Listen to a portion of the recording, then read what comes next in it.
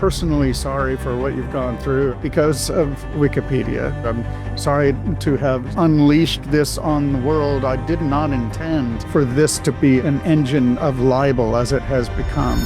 We were being ripped apart on Wikipedia. I just couldn't believe it because I think we all just assumed it was this transparent, trusted source of information equal to the truth. There's a fair number of accounts that will libel you mercilessly with no recourse. You can't sue them because we don't know who they are. When COVID happened and lockdown happened, we were one of the few channels that started asking hard questions.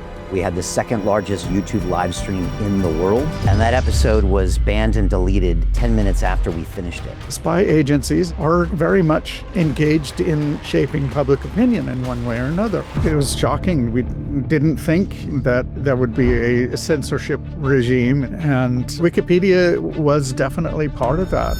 The Twitter files, which were pretty much ignored completely by mainstream media, it was pretty shocking what they found. Now, when we go look back, we realize that they were getting those directives from government. When the government gets in the business of massaging what the people shall believe, that's very disturbing to me.